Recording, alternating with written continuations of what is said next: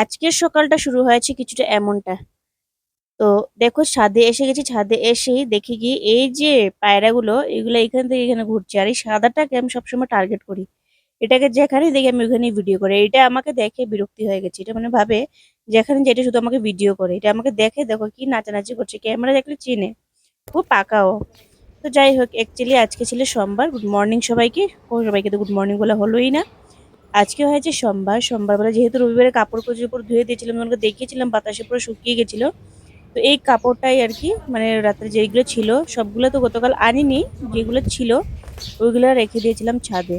তো সকাল ঘুম থেকে উঠেই আগে এগুলো তুলে নিয়েছি, যেহেতু বাতাস ম্যাম যদি ভুলে যায় তাহলে এগুলো রয়ে যাবে। আর পরে শুকনো কাপড়গুলো বাতাস দিলে হয়তো কোথাও পড়ে যেতে পারে। এই কারণে সকালবেলা উঠেই আমি আজকে চলে গেলাম ছাদে, গিয়ে কাপড় নিয়ে আসলাম। কাপড় নিয়ে এসে আর কি সকাল সকাল আবার ব্রাশ করে নিচ্ছি, যেহেতু আজকে অফিস আছে। সকাল সকাল তো ব্রাশ করে রেডি হতেই হবে।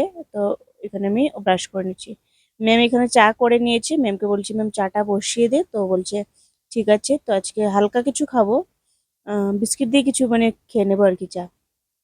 তো এদিকে দেখো ওর চা করা হয়ে গেছে। ও এখন আমাকে চা নিয়ে দিচ্ছে। আমিও ফ্রেশ ট্রেশ হয়ে গেছি, মুখ টুক ধুয়ে ফ্রেশ ট্রেশ হয়ে গেছি।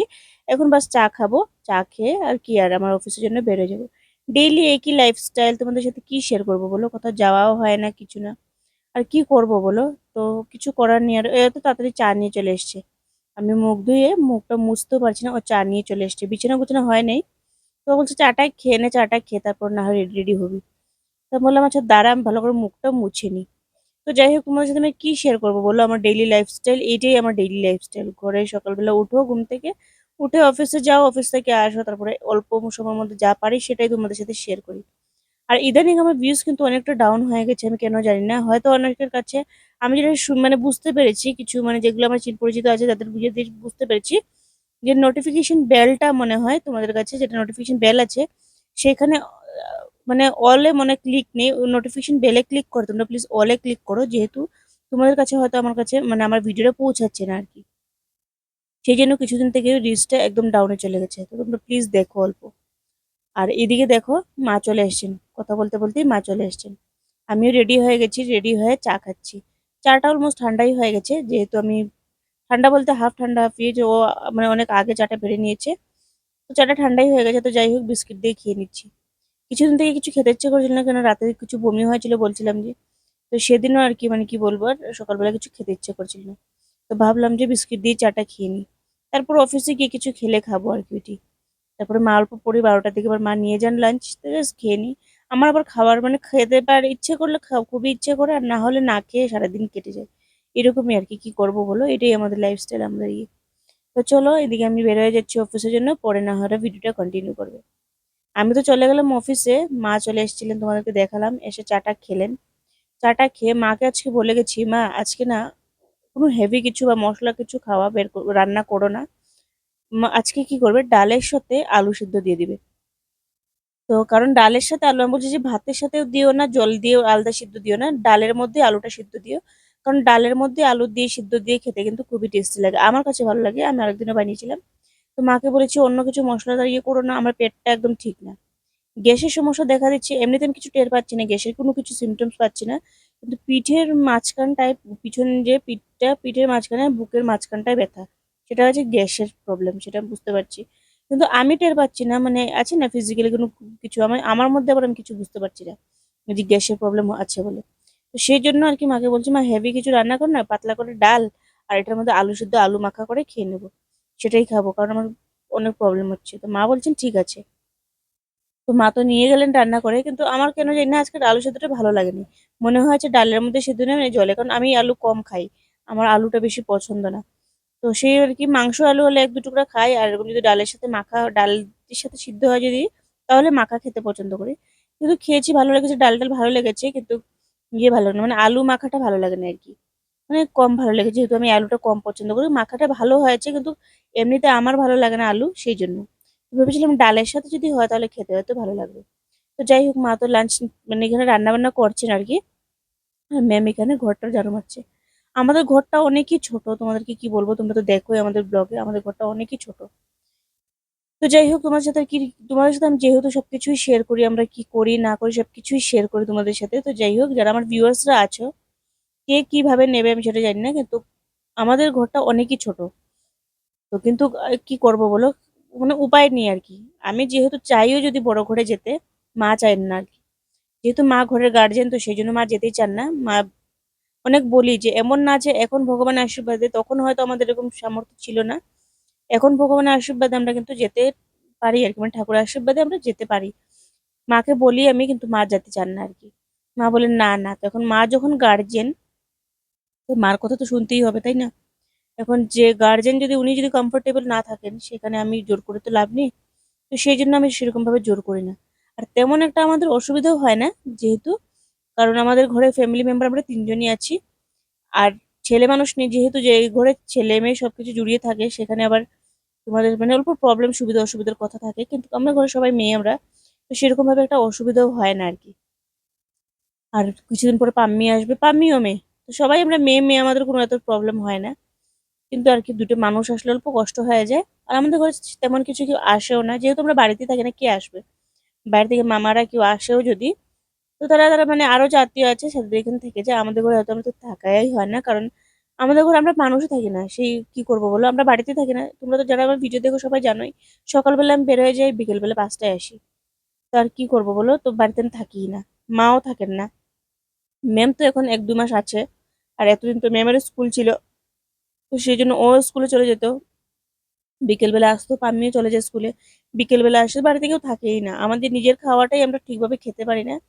তো সেই জন্য আর কি আমাদের বাড়িতে কেউ আসে, মানে থাকার মতো সুবিধাও হয় না আর কি।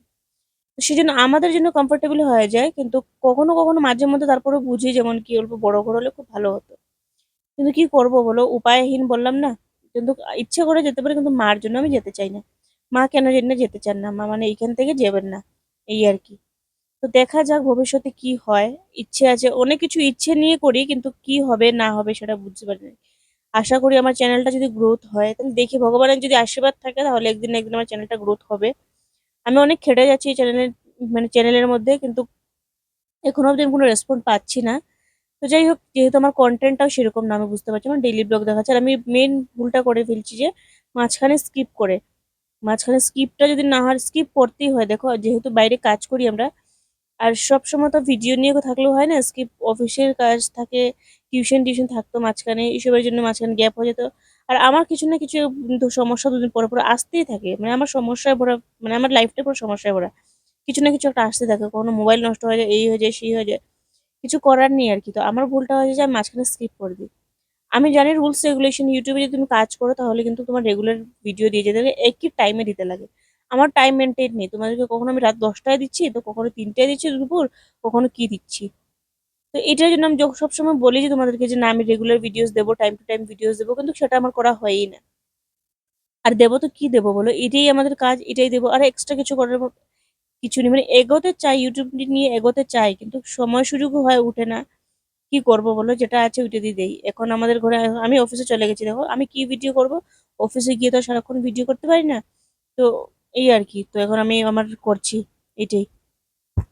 তো যাই হোক, আরেকটা অসুবিধা দেখো এদিকে, আমি বললাম না আজকে ভিডিও ছিল, সবকিছু ছিল, তোমাদের সাথে আপলোড, মানে ভিডিওতে আপলোড দিব ভাবছিলাম, কিন্তু ছিল না কারেন্ট। দুপুর নাকি 1টার থেকে না 1:30টার থেকে গিয়েছে কারেন্ট, আর এখনো আসেনি। এখন বাজে সন্ধ্যা 6টা থেকে 6:30 7টা বেজে যাচ্ছে, এখনো কিন্তু কারেন্টের কোনো দেখা নেই।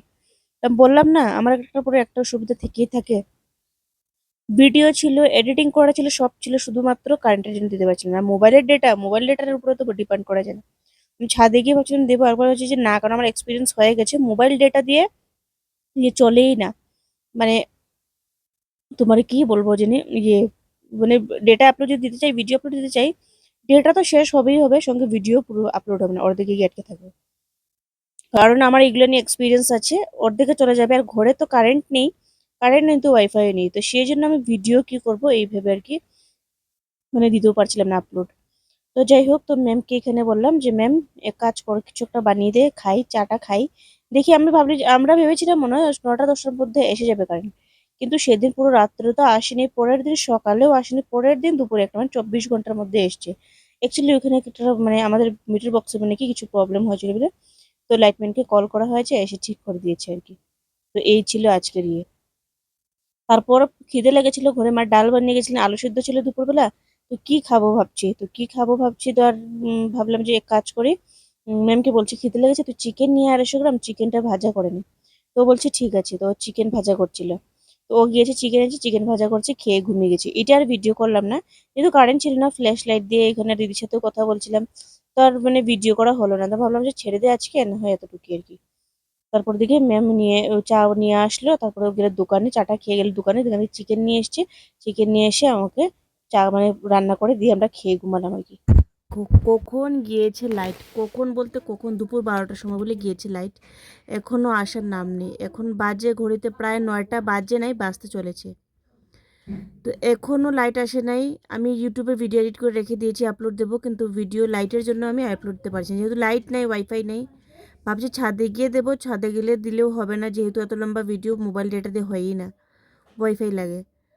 আমি আজকেও লাইট আদৌ আসবে কিনা না আমার বুঝতে পারছি না, আমার ভালো লাগছে না। মানে মানে যে কোনো একটা কিছু আমার ভিডিওর সময় কিছু না কিছু একটা, যখনই রেগুলার দিতে যাবো তখন একটা না একটা প্রবলেম, আর যেদিন ভিডিও নাই তাদের তখন কোনো সমস্যা নেই। আজকে ভিডিও এডিট করা আছে, তারা আজকে আমার দিতেই পারছি না। দূর, ম্যাম গিয়ে বসছে, পাশের বাড়ি গিয়ে বসছে, লাইট নাই, কি করবো, অন্ধকারে বসে পাশের বাড়ি গিয়ে বসছে। আমি তো একা একা ঘুমিয়ে রয়েছি, কি করবো আর বলো। দেখি কখন আসে, লাইট আসলে দেবো, আর নাহলে দেখি ছাদে গিয়ে যদি পারি। হবে না, মোবাইল ডেটা দিয়ে হয় না, ছাদে গিয়ে লাভ নেই। মোবাইল ডেটা দিয়ে ডেটা তো খাবে ঠিকই, কিন্তু আপলোডও হবে না। তো চলো দেখি প্রথমে গিয়ে কতক্ষণে আসে লাইট, দেখি চলে আসলে তো ভালো, আর না আসলে তো কি করবো, কিছু উপায় নেই। ইমার্জেন্সি লাইটটা জ্বলছে, অফ হচ্ছে, জ্বলছে, অফ হচ্ছে, কিছু করার নেই। ইমার্জেন্সি লাইট দিয়ে করবো কি, যেহেতু ডেটাই নেই, ওয়াইফাই নেই। তো চলো ঘুমিয়ে থাকি, দেখি কতক্ষণ এড়িয়ে হয় আর কি।